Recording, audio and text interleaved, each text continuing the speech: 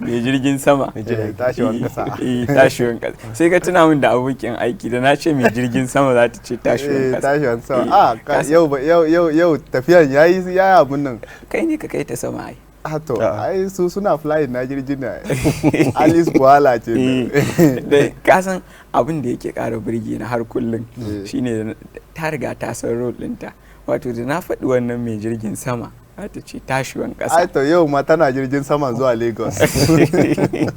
Allah ya sauke ta lafiya. Shirin Zare da Abawa kenan kai tsaye wanda yake zuwa masu kallon mu da sauraro daga tashar Mama Africa Hausa, kuma in baka manta ba a satin da ya gabata mun yi magana ne akan dogaro da kai, inda maganan dogaro da kai ya kawo mu ga shafin barace-barace da kuma kashe zuciya in baka manta ba, wanda ba mu riga mun gama ba saboda yanayi na lokaci muka aji, amma kuma wanda in Allah ya da na san a yau za mu yi kokari mu dan ƙara taba abin da muka taba kafin mu kulle. Kwarai kuwa. Adon da farko dai assalamu alaikum. Alaikum assalam. Maganan bara gaskiya abun ta zama barin ce an doke ta kamar sana'a ne musamman Najeriya. Saboda ban tuna akwai wani kasa kuma ban ji akwai wani kasan da ta dauki bara da mahimmanci kamar Najeriya mu. Kuma a Najeriya mu ma ta bangaren namu ne arewa sai tafi yawa. To in ka dubi yanayin yanzu nan a makaranta ana bara, a gida ana bara, karatu ana bara. Kana ji na? Yanzu wayansu ma iyayen ma sai su tashi yara da safe a ce to ku fita ku je ku nema. Iyayen ma ba kenan fa, ban ma zo kan malamai mu ba, iyayen ma kenan. Yanzu idan yaron kuma ya tashi ya yi bara, kasan ba wanda zai je kunyansa, bai da wani tunani gari ya waye ya je yana bara. Kana ji na? Kuma wannan bara illa ba abin da ana bada a cikin bara nan in ba naira 20, 50, 10, naira 100.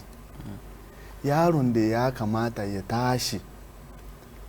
ka yi training wannan yaro ta hanya mai kyau, akwai sana'o'i da yawa.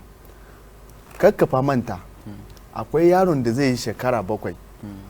yana taimakawa gida, ko baka yadda ba? Sosai akwai. Saboda anguwana a state din jihar na san yaron da ya tashi yana karami, tun yana karami ya fara aikin vulcanizer. Na taba yi wannan magana ko? Sosai. Ya fara aikin vulcanizer, yaro nan shekaran shi 10, amma insha Allah wannan yaro yau yana da keke napep guda 3 a hanya. Garin yin aiki ne wani mai kudi ya kawo mota za ta mishi zai sa mishi iska, sai ya ce ina oganka. Kana ji ko? Ina oganka, sai ya yi tambaya, da ya yi tambaya ya ce shine ogadin. Kana ji? Sai ya ce shi kai yaro haka kai ne oga, ce to ina gidanku, ya ce gidansu na, iyayenka fa sai su yayi suna nan. To kana makaranta, wai yana makaranta. Haji nawa yanzu ya ce ya gama primary school yana secondary school, mutumin nan bai tashi ya ce komai ba, ya ce shiga mota mu je gidanku. To ai misali kaga ita kanta bara din, barace misali ko bara ko roƙo ko duk wani abu ne wanda yake fanni guda ɗaya. Idan ka duba shi ta siffa irin na addini ko wani al'ada haka, za a ga cewa shi wannan barace-baracen asalin inda yake samu asali shine ana kai yaro ne domin yi karatu. Ai ma ina zuwa daga wurin wannan karatun, saboda idan mun ce yau menene shi kan shi bara, za ka ga cewa asali yana samu asali ne ta wurin a ɗauki yaro a kai shi domin malami ya koyar da shi. Idan kuma malami ya koyar da shi ne a zamanance a kuma irin rayuwar da muke ciki a yanzu a daidai wannan lokacin, to kamata ya a ce a killace yake, baya fita neman wani abu, an kawo shi ne kawai wannan karatun. Misali kamar yadda ake a zamanance kamar karatun boko karatun kasa akwai boko. masu body school za ka je za ka ɗauki yaro ka kai shi makaranta zai shiga aji ya je karatu idan an gama karatu ya dawo wurin kwanan shi maganan abinci da komai akwai idan ba a siyarwa a cikin makaranta to lalle a gurin na siya ne ba wai an ce ba ne idan ka gama karatu ka ɗau kwano ka je ƙofar gidan mutane yin bara. Wannan abin yana ƙara kashe zuciyan yara saboda yaro ya san cewa in yana jin yunwa ya ɗauki kwano ya je ƙofar gidan mutane ya je ya bara to ko ya girma ba zai ji kunya ba saboda ya saba. Kagan ainihin bara nan ko ba wai ainihin kai karatu kai yara zuwa wajen karatu shine ba wai laifi ba shine illa ba, amma ya kamata kai da kake iyaye da za ka kai wannan yaro karatu ya kamata ka san duk hakin yaron nan na kanka a matsayin kai iyaye sosai. Yanzu ka san zamani idan za ka yi makarantar boko ma zamaninmu yanzu ana saya abinci wayansu ma ba suna zai university ba ana je jam'iyyar ba su da zama da kowa amma a saya a ba su kudin za su samu lodge da za su zauna suna zuwa makaranta. Me zai hana a karatun addini ma a yi haka?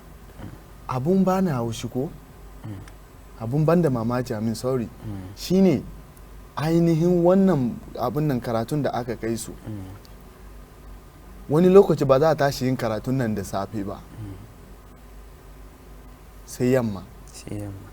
Akwai abin da aka koya mana makaranta da zara in yaro ya tashi da safe to ilimin shi kwakwalwan shi na bude yake yana karbi komi da safe na because he is very fresh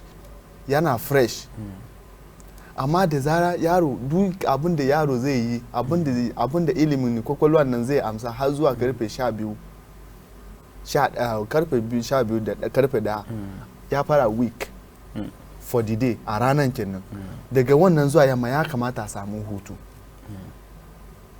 sosai ko ba haka ba. Yanzu kaman misali solo da ya maganan cewa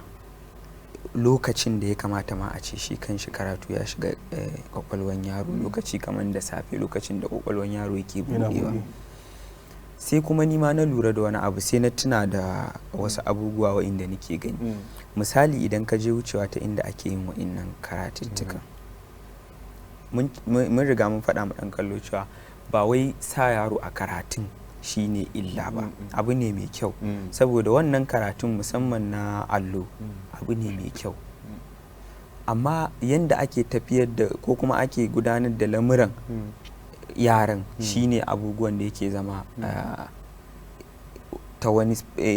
fuskan aka kalle shi za a gaba shi da kyau saboda idan aka tara yaran za ka ga yara ne ƙananu waɗanda shekarunsu bai kai su je suna yin wannan baran ba ana sakin su suna zuwa suna yin wannan baran ba amma a gurin karatun ma kaga an tara yara sama da 200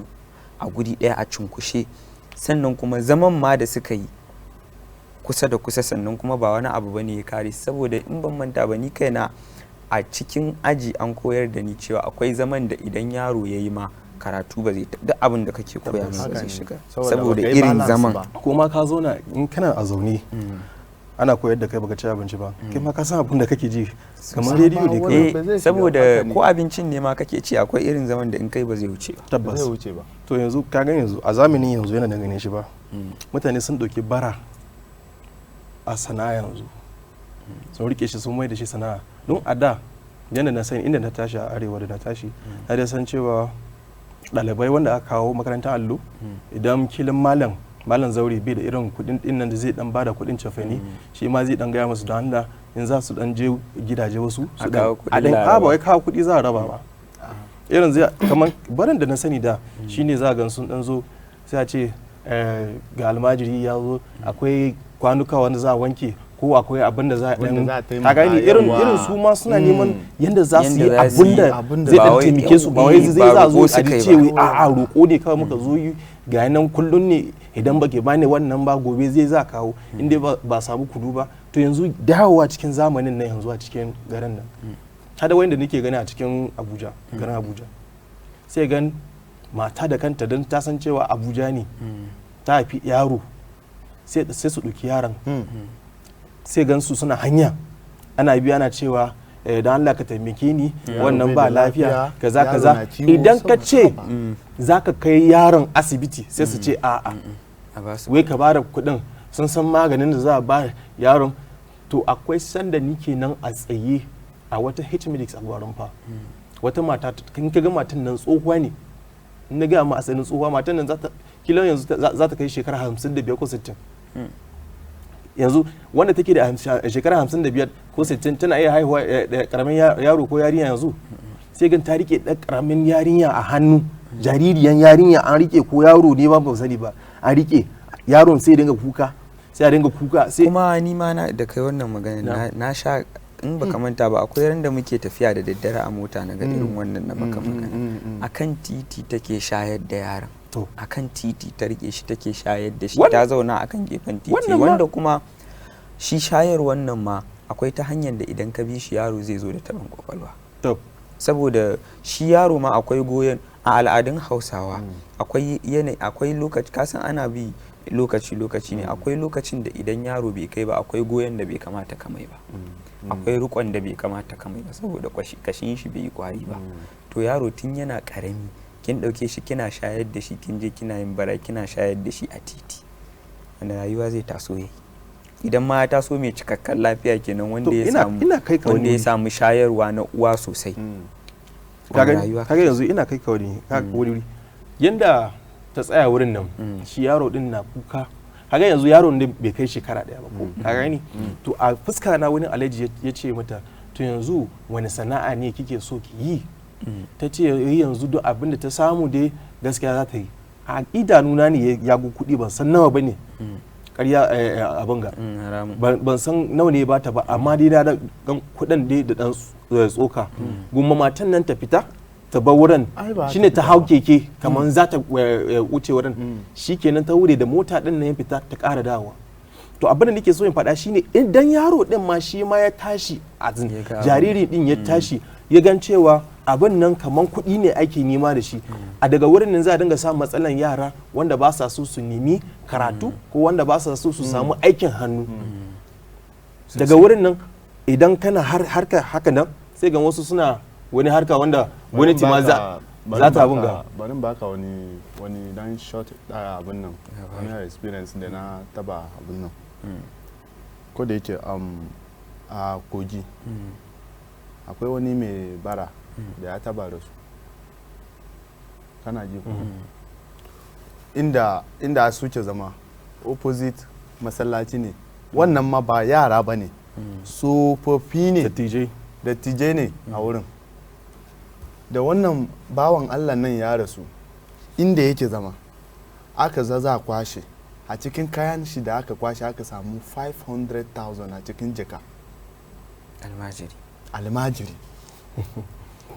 wallahi abun nan da nake fada in ka shiga kogi ka yi tambaya to ai kaga kenan zuciyar shi ta riga ta mutu ina kai ka wani wuri kana ji na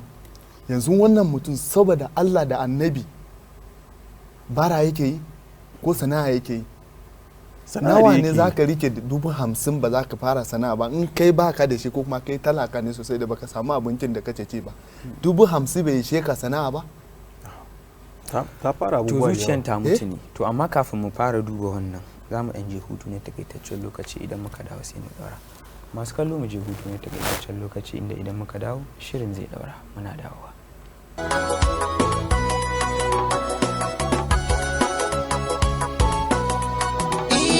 zare da abawa zare da abawa zare da abawa zare da abawa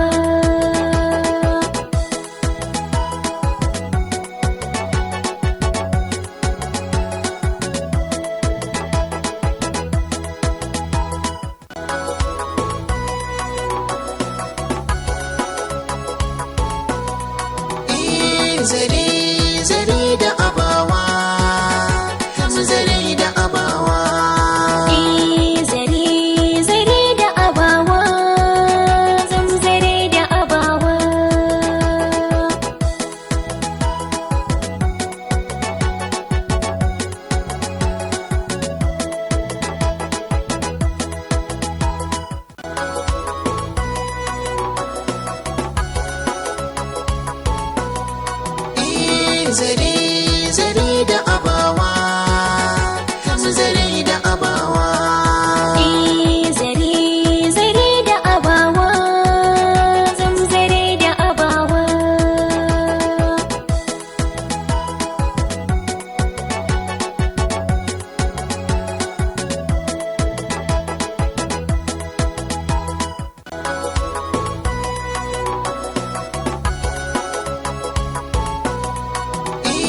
zare da abawa.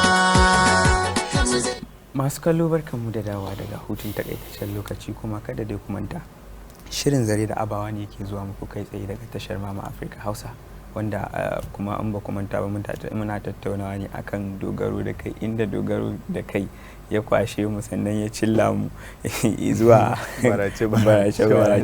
saboda shi ma ai dogaro da kan ne, saboda idan ka dogara da kanka ba za ka je kai. haka ne. To idan ban manta ba kana wani bayani wanda na yanke ka. To kamar yadda nake fada ɗazu lokacin nan, sai aka samu wannan kuɗi, da aka samu wannan kudade, wannan bawan Allah ya rasu, ka gane ba wanda ya san inda ya zo. Da ka san a musulunci shi mutum in ya rasu addini a ce ka je ka yi gaggawa a yi abin nan, sitirta shi. yanzu ga kudin ya aka yi sai da aka fara rarrabawa al'umma. To wannan mutumin idan sana'a ne yake so ya yi, ko da 50,000 ne zai ishe shi, ko ba haka ba sosai. yanzu kai ka karbi kudin nan ka tara, ka riga ka tsufa, masai ka tashi ka kai ma iyali ina, kana nan dai baran nan yana cikin jinin shi dai ba zai bari ba, sai ya ci gaba. wannan kenan maganan karatun da muke faɗa da yanzu, iyaye, wannan magana ina yi da iyaye ne, za a dinga hakura. in kana da yaron na gidanka zai yi karatu, musamman duniya yanzu da muke ciki yanzu nan akwai islamic study a makaranta, akwai yawanci private school wanda ko kudinka bai kai ba, akwai wanda za ka kai, wanda idan suka gama makaranta as from lokacin da safe har zuwa karfe 11 12 din nan ana yi a islamic ko da 1 hour ne a makaranta. me ya sa ba za a sa su a wannan ba? Bari ma yanzu su kansu gwamnoni na jihohi daban-daban suna hana wa'innan barace-baracen, saboda yana mai da jiha baya. Yana mai da jiha baya saboda ga saurayi da girman shi da karfin shi da komai, zuciyar shi ta riga ta mutu. Idan yi barin bai samu ba abin da zai kawo a zuciyar shi illa ya je ya sadi ya dauki na wani, illa ya je ya zai ya je ya dauki na wani. Bayan ke ka ya hakuri, matsalan da muke samu a Najeriya yanzu nan saboda mene? Daya, rashin sani, rashin ilimi, kana ji ko? Rashin zama da iyaye ka san me iyaye, rashin abin nan tosai. Dole in kana zama inda aka tarbiyyata da kai, ana baka shawara abin nan bai da kyau, abin nan yana da kyau, wannan bai da kyau, wannan yana da kyau, ba za ka je kana dauki bindiga ba. In kai makaranta ka waye, ba za a ce yanzu kamar misali, kai yanzu ba za a ce kai ka rasa abin da za ka yi ka dauki bindiga ka je kana kama mutane ba. Me yake sa wannan? Tunani na ma ai idan na yi wannan tunani shine idan aka kama ni fa police station. Kana gani ko? Saboda ka san rules and regulation abin da bai da kyau, bai kamata ba. Amma bari me yasa nake wannan magana? Kamar misali, ranar nan da ni da kai ne muke zuwa gida ko muka hadu da wani yaro. Kana ji wannan magana? Yaron nan ya ce tun da safe shi bai ci abinci ba. Sosai. Tun da safe shi bai ci abinci ba. Ka san karfe nawa da muka gama program za mu tafi gida? To wannan lokacin karfe 8 ko? 8 ya yi lokaci. Ya wuce.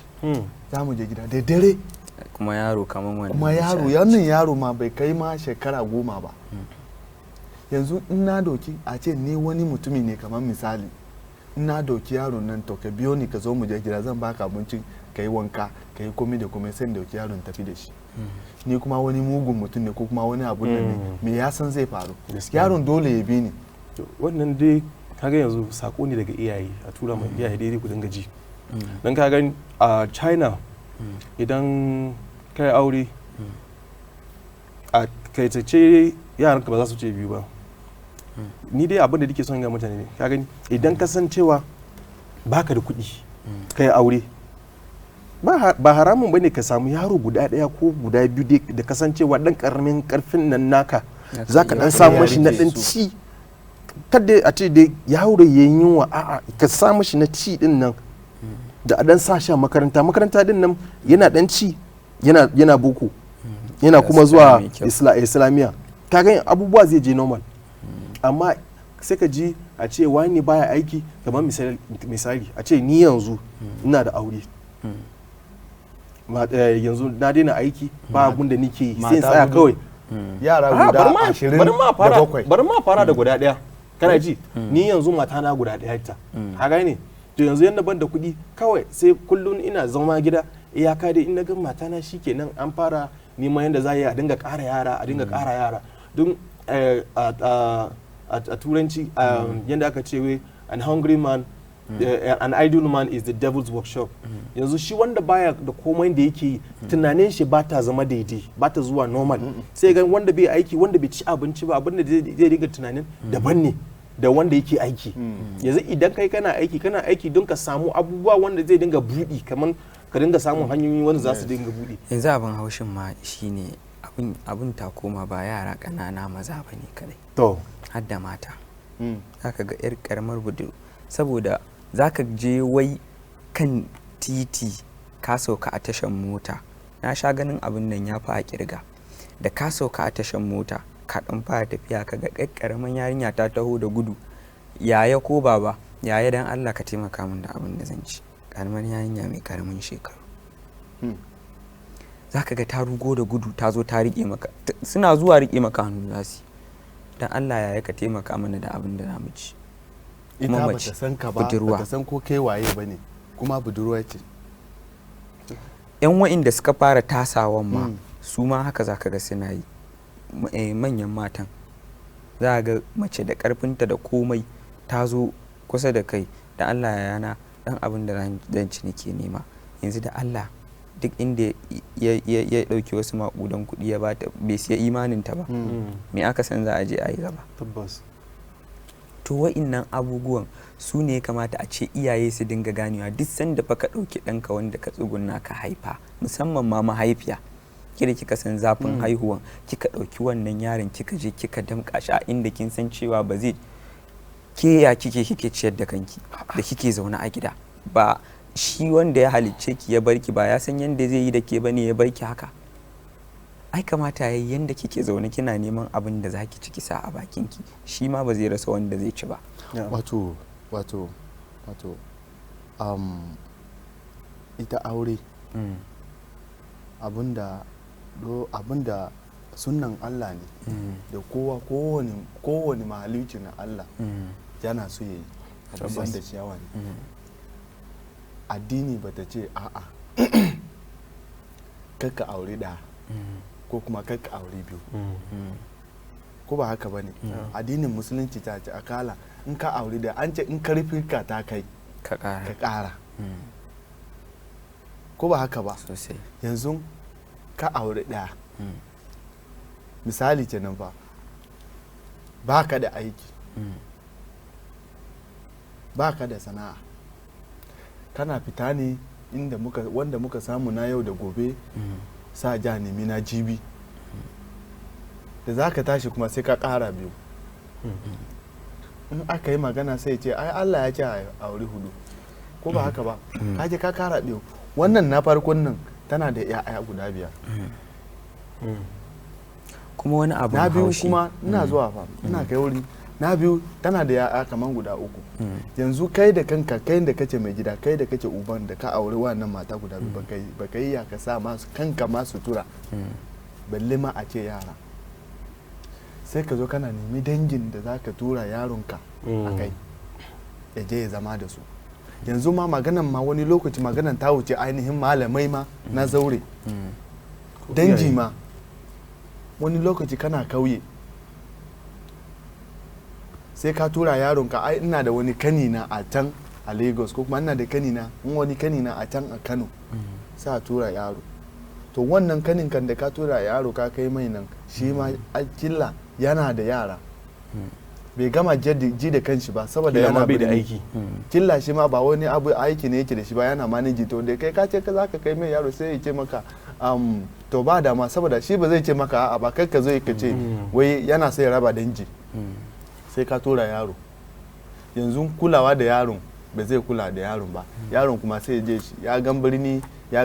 ya gan mutane rayuwa iri-iri abun na bashi ciyawa sai ka gan ya shiga yanayi rayuwa. Ko kuma a ce yaron da ka kai karatu ya koma Michael Jackson a kan titi. Yanzu ina ladan da kasa ko kuma ina jihadin da ka ce ka yi, ka kai yaro karatu kai ba ka je kana duba yaron ba kowane sati ko kuma kana kula da yaron ko yaron nan da na kai nan fa yana koya karshen karatun yana koyawa ko kuma baya koyarwa baya koya. Ya sa ido a karatun ko bai sa ido a karatun ba, ya malam na kula shi ko ba sai ka ga yara suna titi. Yanzu ka dauki kwano ka ba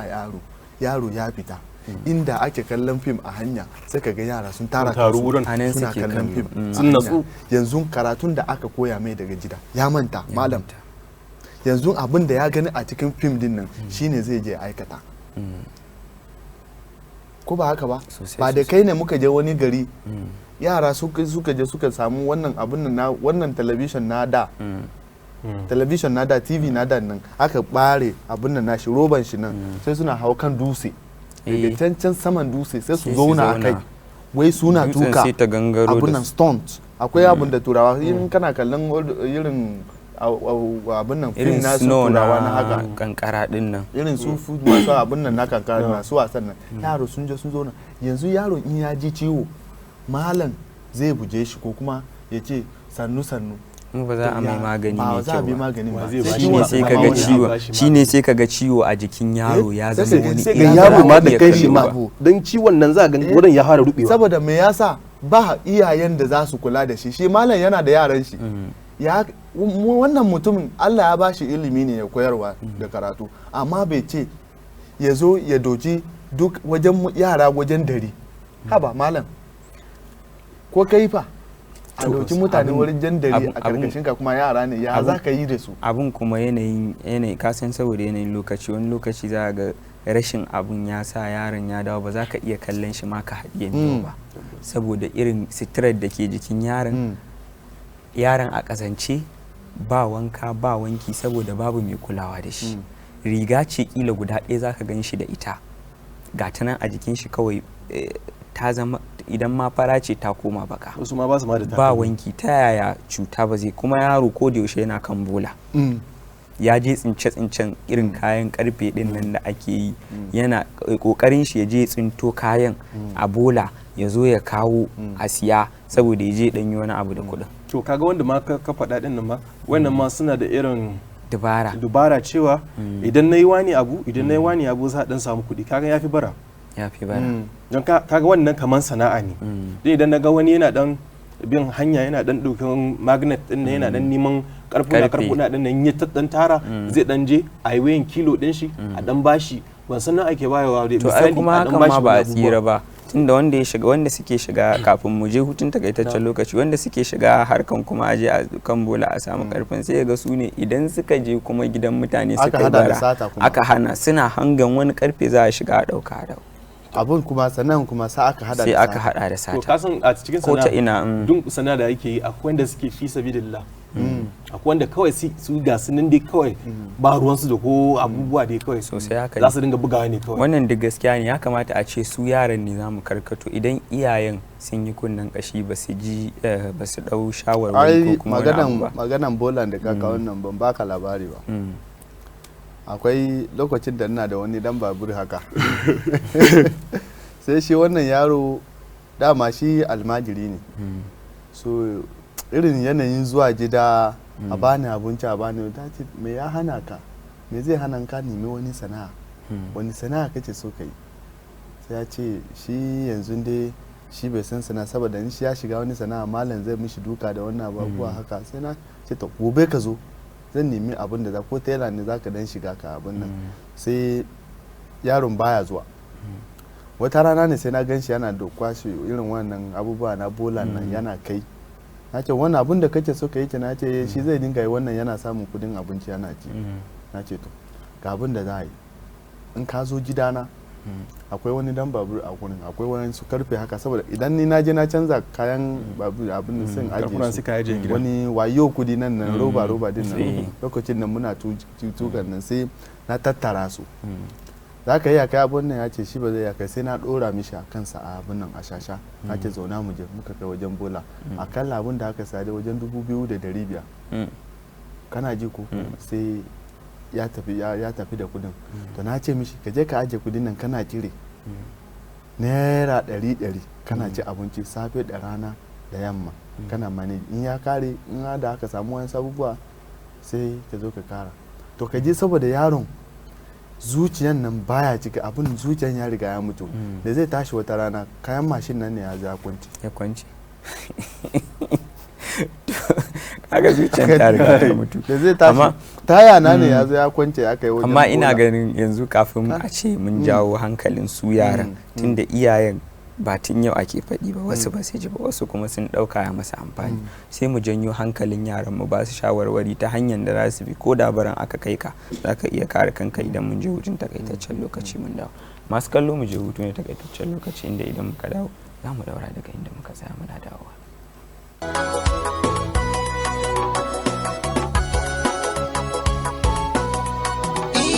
Zare da abawa,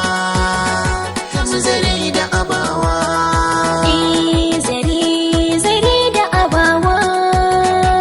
zare da abawa.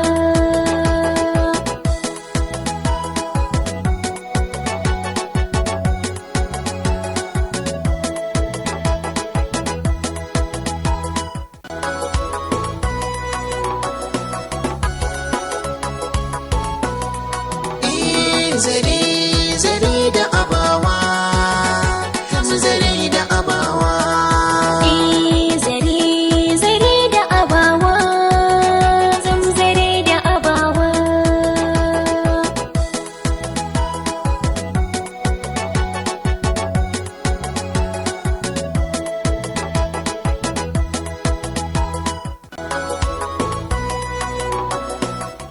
masu kallo barkanmu da dawa daga hutun takaitaccen lokaci inda kuma za mu daura daga inda muka tsaya ina muku barka da dawa tunda muna magana ne akan dogaro da kai kuma dogaro da kai tun ɗazuma na faɗi ta ɗauko mu ta kawo mu harkan barace-barace to in ban manta ba a kafin mu je hutun takaitaccen lokaci mun ce idan mun dawo tunda su iyaye sun riga sun aikata kuskure ko kuma sun nuna gazawansu akan yaransu wani irin shawara ne ya kamata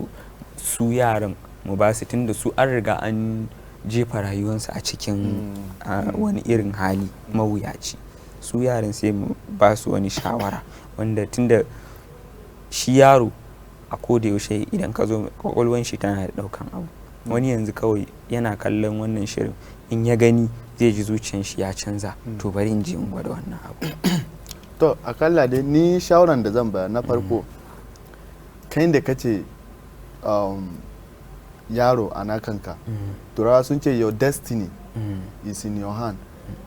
mana arzikinka Allah ne da arziki amma udurinka yana hannunka in ka yarda shi kai wa kanka in kuma ka rike kai wa kanka karatun nan nima naje ka gani daga wurin karatun nan ne na doki kaina na saka kaina cikin sana'a na fara koyon tela ban san kowa ba malam ban san kowa da farko ba sorry na fara koyon agogo ne jaran agogo lokacin nan fulani ka san irin agogon fulani nan da suna sawa da rediyo nasu nan suna fati din nan yawwa shine na fara koya mutumin nan bai san ni ba ban taba san shi ba wani yare ne kabila ne na mutanen Niger haka na je na dauke kaina shi ma yana zama a garin ne na fara koya abin nan aiki daga wurin na sa kaina muka shiga makaranta kaman wasa da babana ya gan karatu na ya kai nisa na gama primary school inda na je sai shi ma ya yi abin nan ya yi murna sai ya zo ya doke ni ka gane daga wurin sa aka ci gaba har rayuwar ta kai haka to in kana yaro ya kamata ka yi tunani wannan wannan yaron nan shi mutumi ne ko ba haka ba ni kuma mutumi ne wannan da yake sa kayan nan ko kuma wannan da ya yi makarantar nan yana wannan mutumin nan da aikin nan ya fara shine za ka fara tambaye kanka me kace so ka zama bayan yau me kace so ka zama gobe ko ba haka ba so shawaran da zan bayar shine a koyi sana'a yanzu mun san dai makaranta dai a kasanmu yanzu nan dai to in ka yi makarantar dai ka samu abin nan kwalin dai saboda ba ka san abin da Allah zai yi gobe ba ba haka ba na kwalin dai ana ajiye ne amma dai ka samu sana'a ka koyi sana'a maganan baki ka je ka sami mutum to wannan ba ni da kowa ka taimake ni ina so ka koyi sana'a sai ka sauka da kanka ka koyi sana'a zai fi kyau wani lokaci abu daya na iya kai ka wani wuri sai ka zo ka fita da alheri guda biyu ka je karatu yanzu za ka gama karatun kuma ka yi sana'a ka koya sana'a ka gama kagan kai wa kanka amfani saboda dan Allah iyaye mu dinga ciyaye kuma a dinga san inda ake kai yara kuma idan aka kai yara makarantar nan ma dinga kula da su saboda yaro ba zai rike kansa ba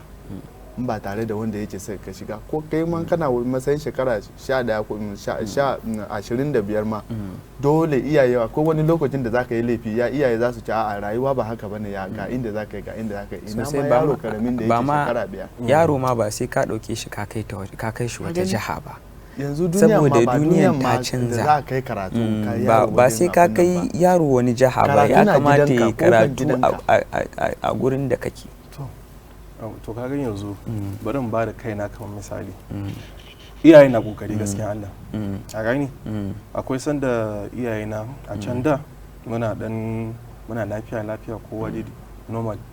sai wasu abubuwa suka zo ba bai tafiya daidai sana'a ba samun kuɗi kamar yadda ake samu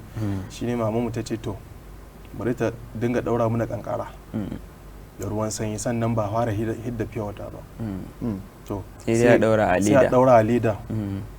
kuma sannan baka da kuɗin leda akwai inda muke yin shi sai ka sa kankaran a cikin bokiti sai ka sa a kai a dannan sai mu dinga sadda ga ruwa mai sami kofi sile biyar a da sile biyar muke sada shi to ka gani in na gama a tekace dai kayan gama sada kaya kilin na samu kaman 10 ko 20 a naira 10 ko naira 20 na da to yanzu a takaice saboda yanayin lokaci su kuma gwamnati wani irin kira ne ya kamata mu musu su ma saboda su shigo su taimaka akan gaskiya dama ka san maganan gwamnati ba an sha ana yi banda mu an sha ana yi kai mu fara wasu masu yi mu fara wayansu sun fara malam me na ce yanzu na ce makarantar ma dai ka yi sosai amma dai mai mahimmanci ka koyi aiki don ko a wannan satin in ban manta ba na ga gwamnan jihar Kaduna ya yi gargadi akan malaman da su yaran inda ya ce duk wanda aka kama a daure shi ni yanzu a matsayina kamar a nawa shawaran zuwa ga gwamnati shine na farko dai gwamna ya kamata gwamnan gari gwamnan kowane jihar ya kamata su dora doka amma bayan kamin su dora dokar nan na taba tuna akwai wani lokacin da in ba karya na yi ba gwamnan jihar Kaduna ko ya taba gina inda abinda ya taba ba masu bara ko abinda ya kamata aikin hannu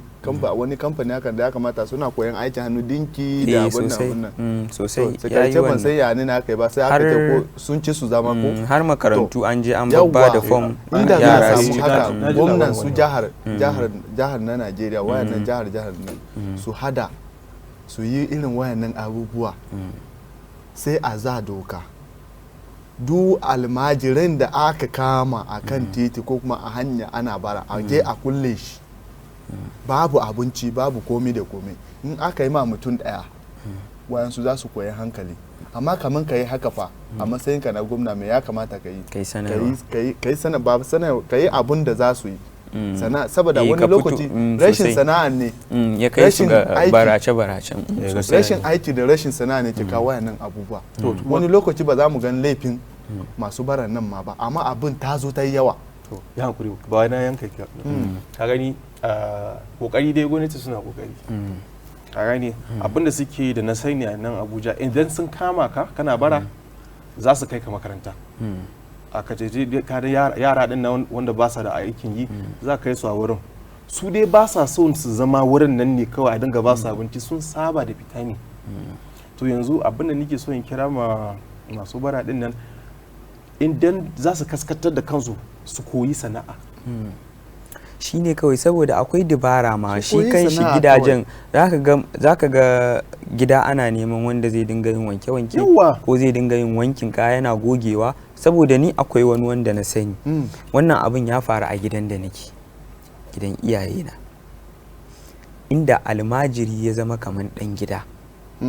in ya shigo kawai ya san aikin shi zai je ya zo ya dauki tun ban da wayo zai yi aikin shi kawai ya dauki abinci an riga an sa mai abinci saboda wannan aikin da yake kuma sannan idan wata ya kare za a biya shi kuɗin shi kawai ya dauki abinci baran ga kwani aboki na yanzu ba na dai son kira sunan shi shi a gidan da yake zama yanzu almajiri ne yake da yana rike su fatanya din ne ya dinga zuwa gida su dinga neman kana da gona ko ina ya tsaya da mutane a gidan nan suka ɗauko shi yana gidansu daga nan Allah ya buɗe musu hanya suka sa yaron nan makaranta idan ka ga yaron nan yanzu idan na gaya ma cewa wannan yaro almajiri ne ba za ka yadda ba amma ka san me yasa ya tsaya wa gidan nan yanzu Allah ya buɗe mai hanya din ya kaskantar da kanshi din ya san cewa idan ya yi wani motsi wanda bai da kyau me zai samu alfama da ya samu yanzu to bari ka ji akwai wanda na sani almajirancin aka kawo shi amma da ya tsaya ya rike kanshi ya bude irin provision din nan sai da magi sai da madara kaza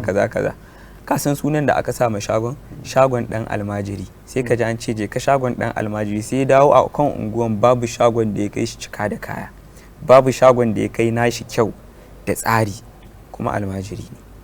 shine sai aka sa ma shagon dan almajiri shi ma da ya tashi ya abu babba ya daura shagon dan almajiri wannan ya kai alfahari da kanshi to kai me yasa ba za ka so kai alfahari da kanka ba jilla gobe sai ka ga wannan mutum da ake kira shi dan almajiri na ya zama mai wanda yake tara mutane ma yana training nasu yana ciyar da su ka gani so rayuwar kenan malam ko ne sai ga mutane suna kokari sai ga wani ya zo ya dan ba wani ni dai abin da dai nake tsayawa shine kaskanci ne kawai mutane ba sa almajiran nan akwai wanda suka san abin da ya kawo su wanda in ka dan kira yaro ka ce to akwai wanda yake kusa da gidanmu abin da yake shine da safe kayan fita koyina zai nemi amalan ke baro ya je duka gidajen da ya sani ya ce wake da bola wurin nan ya kwashe to yanzu a takaice a ƙarshe ya kamata su ma malaman da ake kawo masu yaran mu yi kira gare su bayan mun je hutu ne dan takaitaccen lokaci mun dawo masu kallo mu je mu sha ruwa idan muka dawo za mu daura daga inda muka tsaya muna dawowa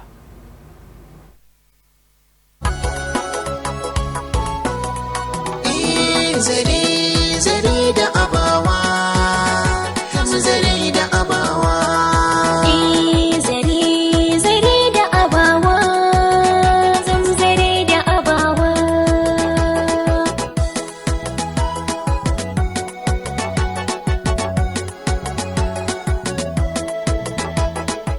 masu kallo barkanmu da dawowa daga hutun takaitaccen lokaci kuma kada dai ku manta shirin zare da abawa ne ke zuwa muku kai tsaye daga tashar Mama Africa Hausa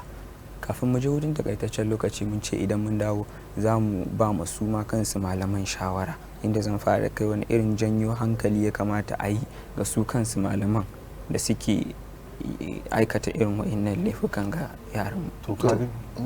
ta farko abinda na so a yi kan ka kai yaro ka wurin nan ka je ka dibi malam ka san yanayin malam wasu malami ma ba sa na ci